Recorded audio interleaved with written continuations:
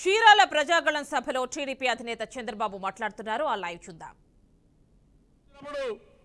కుందేరు అభివృద్ధి కొరకు ఆ డ్రైన్ అంతా కూడా పూడిపోయింది.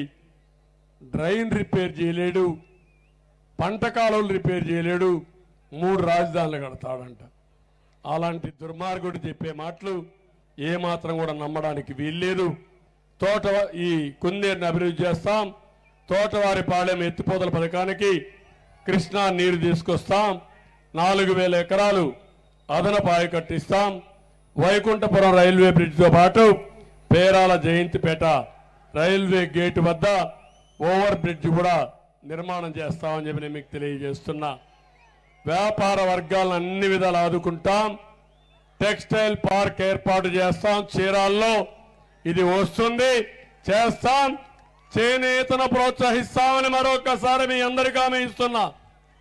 ఈ ప్రాంతాన్ని టూరిజం ప్రాంతంగా అభివృద్ధి చేసి మీ రుణం తీర్చుకుంటానని చెప్పి నేను మీకు తెలియజేస్తూ మళ్ళీ ఒకసారి కోరుతున్నా.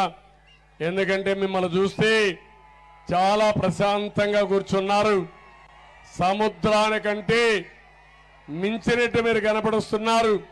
సముద్రమే పొంగి ఇక్కడికి వచ్చిందా అనే అభిప్రాయం వస్తూ ఉంది. అంత ఉత్సాహం చూపించారు. ఈ ఉత్సాహం ఒకటే కోరుతున్నా, 13వ తారీఖున తిరుగుబాటుగా తయారు కావాలి.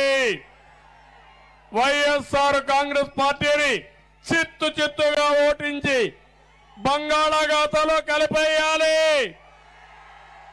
మన భవిష్యత్తుని మళ్ళీ ముందుకు తీసుకుపోవడానికి మీ సహకారం అవసరం.